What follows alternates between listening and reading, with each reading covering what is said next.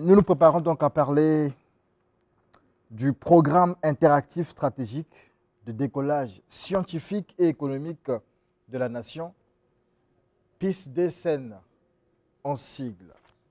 Nous en parlons avec le professeur Roland Moukson, génie mathématicien, physicien, cogniticien, membre de la société savante du Conseil consultatif de la société civile et des ONG. Il est accompagné de son collaborateur, Espoir Parfait Mbungu, étudiant-chercheur, on va dire, doctorant en sciences économiques antiques à Luc 4. Oui, quantique, voilà. Quantique à Luc 4. Luc 4, c'est le laboratoire universitaire de contrôle, correction, complément et création des théories scientifiques. Tout est scientifique. Bonjour. Bonjour. Vous allez bien? Nous allons très bien.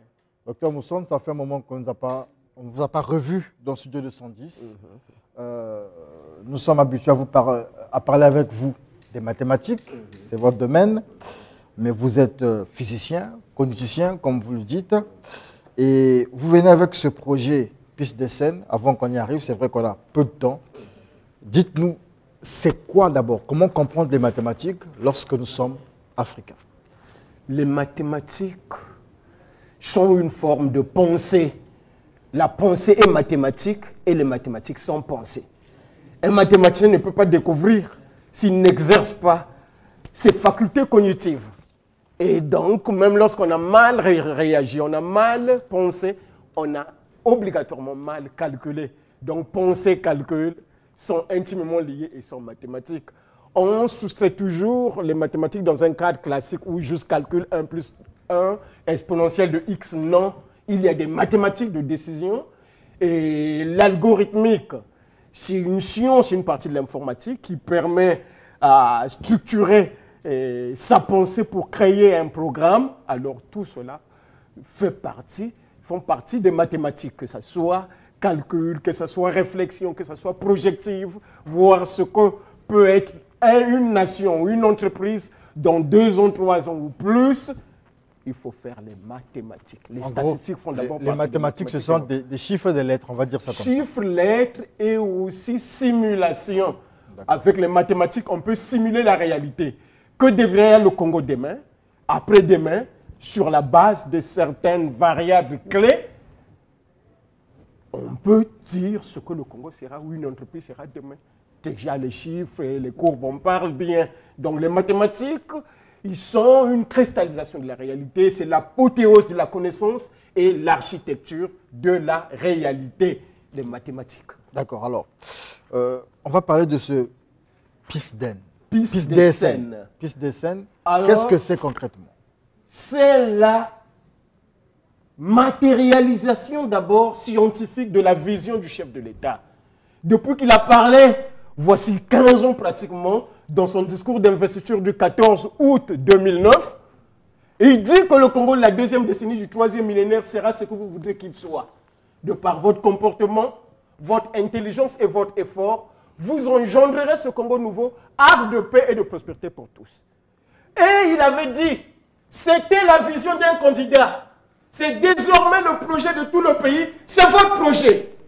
Mais c'est extraordinairement contradictoire quand les autorités viennent, ministres ou je ne sais qui, ils disent la vision du chef de l'État. Mais il a montré le chemin.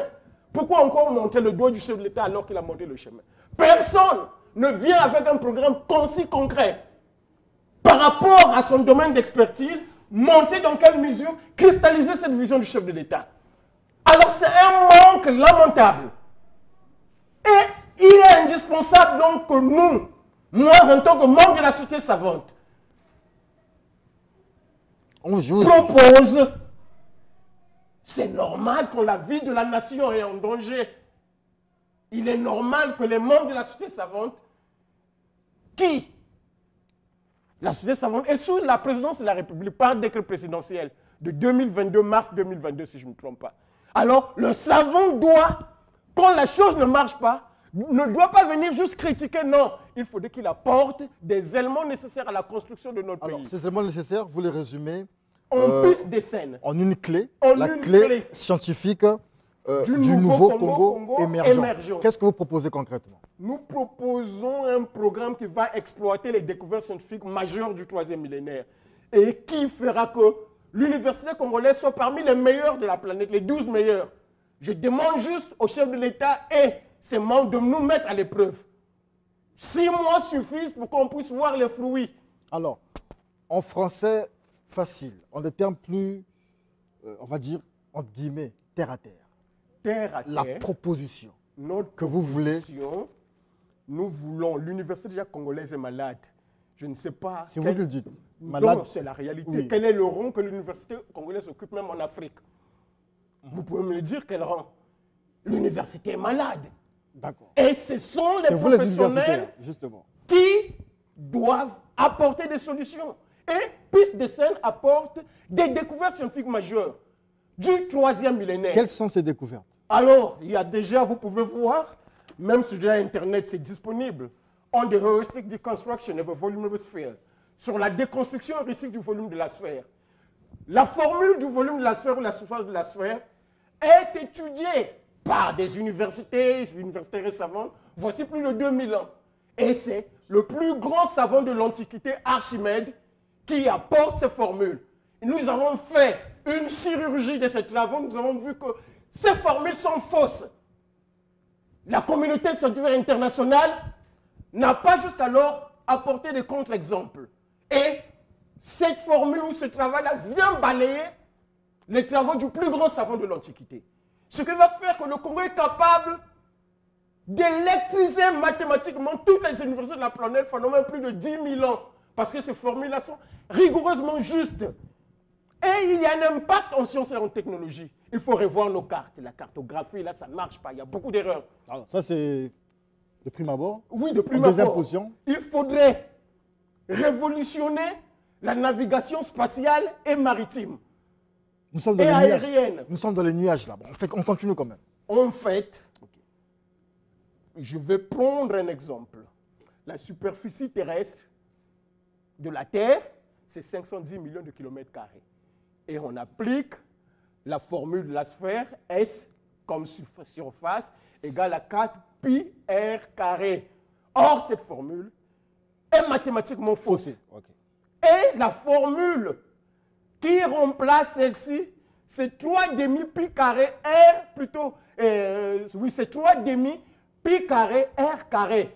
Ce qui fera que la superficie de la Terre soit un peu plus grande que ça. Au lieu de 510 millions, nous sommes à 600 et quelques millions de kilomètres carrés. Et il faudrait donc revoir même la physiologie des relations scientifiques, économiques et autres internationales. Il faut revoir les cartes. Les cartes que nous avons là, ce sont juste peut-être la représentation de Mercator et autres. C'est connu déjà que c'est faux. Et on pense que la géographie, c'est juste une science où on a besoin juste d'une réflexion pas assez profonde. Mais la cartographie, les premiers cartographes sont d'abord des mathématiciens. Alors, c'est vrai, vous énumérez les fameuses découvertes. Et ça fait quand même un moment que nous recevons le professeur Moukson. Je peux dire, ça fait peut-être, on est dans les 5 ans déjà, qu'on vous a fait découvrir au peuple du studio 210. Vous appartenez aussi à une communauté, on va dire, scientifique. Vous défendez vos théories, vous révolutionnez par vos recherches les mathématiques. Mais j'ai l'impression que votre message ne porte pas. D'abord, au niveau de la communauté scientifique, on a l'impression que vous êtes une espèce de docteur Raoul, je ne sais pas, quelque chose d'un marginal. Quelque part aussi, les populations ne comprennent pas ce que vous dites parce que, par exemple, vous avez essayé d'énumérer ce que vous dites est tellement, je ne veux pas dire peut-être intelligible, mais en fait, le citoyen ne se retrouve pas. Mais aussi, la communauté scientifique nationale ne semble pas vous appuyer. Exactement. La communauté scientifique nationale, pour bien dire, n'est pas assez structurée. Vous venez à peine de découvrir la société savante alors qu'elle existe voici déjà plus de 3 ans. Mais le savant doit parler. Le savant doit apporter des recherches scientifiques, des découvertes pour révolutionner d'une manière ou d'une autre la nation. Mais les recherches, oui, les recherches du savant sont validées par un certain ordre, par un certain observatoire. Déjà, quand vous publiez des travaux dans une revue internationale, je prends l'exemple, par exemple, Singapour, là où nous avons publié nos travaux, c'est l'unique pays au monde qui a développé son pays avec les mathématiques, avec l'usage des mathématiques. Et donc, à Singapour ou ailleurs, avant qu'un article sorte, beaucoup d'experts vérifient d'abord si est-ce que exactement les recherches, les découvertes exposées sont justes. Mais quand personne ne parle, vous avez la réponse. Quand il y a quelque chose qui ne va pas, alors c'est toute la communauté qui peut surgir pour vous. Ah, mais voilà, où vient-il, voilà. Mais là, depuis que c'était publié, personne ne parle. Peut-être que le Congolais aussi, il aime le concret. On a quelqu'un, j'ai oublié son nom, il doit être Brice Nyama, si je ne me trompe pas. Alain Brice Nyama. Voilà, il a fait ses preuves, c'est-à-dire que je pense qu'il a dû fabriquer, je ne sais pas moi, le pétrole ou le café, quelque chose comme ça. Oui. En fait, les Congolais aiment peut-être des preuves. Jusqu'à présent, on ne vous sent que théorique. Peut-être que c'est ce qui rend les gens assez réticents. Mais il faudrait donner des moyens et nous avons besoin de ces moyens-là pour nous prévaloir. Ah, vous avez une seringue là, c'est pourquoi? Vous êtes aussi médecin? C'est une expérience que nous allons faire et à base de laquelle nous allons comprendre beaucoup de choses qui se cachent derrière pistes. Essayez de nous montrer. Bon. C'est une goutte qui tombe. Et cette goutte obéit à la loi de la physique classique, la physique newtonienne. Mais dans cette goutte, il y a des milliards de molécules. On va voir la chose sous l'angle de l'intelligence divine. Selon Dieu, une goutte d'un seau sont comme les nations, comme les nations, où les nations sont comme une goutte d'un seau.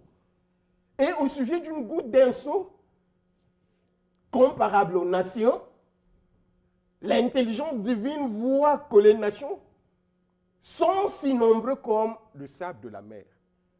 Mais si les nations sont si nombreuses que le sable de la mer, alors une nation, on va voir que certainement est juste une molécule ou même, on dira même, une particule atomique telle que l'électron et autres.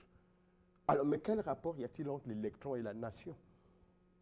L'électron obéit aux lois de la mécanique quantique et au sujet de laquelle Albert Einstein, un des plus grands savants de tous les temps, dit que c'est une des théories la mieux réussie de notre temps. Heureusement, en 1918, un mathématicien pakistanais, Ashgar Kadir, qui montre que les théories économiques, socio-économiques actuelles sont mieux comprises ou expliquées sur la base de la mécanique quantique. Et vous voyez qu'il y a l'économie quantique, ce n'est pas encore enseigné ici au Congo. Il y a la sociologie quantique et le management quantique. Et jusqu'alors, le management quantique n'a pas encore de base scientifique. Nous avons trouvé une équation. L'équation fondamentale de la physique quantique, c'est l'équation de Schrödinger. Et nous l'avons employée, utilisée en management quantique et subquantique. D'accord, alors, nous sommes, on va dire, à la fin. Vous savez qu'on a eu un problème technique, donc on aura peut-être l'occasion de revenir avec vous en long et large sur ce sujet. Mais une question quand même qui me taraude l'esprit depuis un moment. Vous êtes un fruit de l'Université Marangouabi? Non, j'ai fait mes recherches à Einstein University School à Hawaii, aux États-Unis. D'accord. Oui. Et votre collaborateur, est-il issu de l'Université Marangouabi? Mon collaborateur, je crois, il peut parler après son bac. Allez-y. Non, après le bac, j'ai fait l'université. On rappelle qu'on vous appelle Espoir Parfait Mbongo. Oui, effectivement, c'est bien ça. Je suis allé à l'université de Luango, là où j'ai fait le premier cycle en mathématiques. Après, je me suis lancé face aux défis que voit notre pays. Je me suis lancé dans la recherche en collaboration avec le professeur Mousson. Vous êtes son seul disciple ou bien vous êtes nombreux? Non, nous sommes nombreux. Vous êtes nombreux, combien au moins? Nous sommes nombreux, nous sommes faut pas mentir, faut pas nous mentir. Hein. Près d'une dizaine. Près d'une dizaine, d'accord. Alors, Luc 4, ce laboratoire-là, c'est en fait l'université qui fait de vous étudiants-chercheurs. C'est ce laboratoire-là, en fait. Oui, vous êtes étudiant-chercheur de LUC4, qui est le laboratoire universitaire de contrôle, correction, complément et création des théories scientifiques. C'est le génie qui en est le fondateur. Exactement, vu ce qui se passe actuellement, déjà la science traverse une crise. Vu qu'on vous comprend, vous êtes incompris, vous avez créé votre propre univers. Il y a ceux qui me comprennent. Ils sont peu, ceux qui vous comprennent. Il y a ceux qui me comprennent et il y a ceux qui, déjà le chercheur congolais n'aime pas la discussion.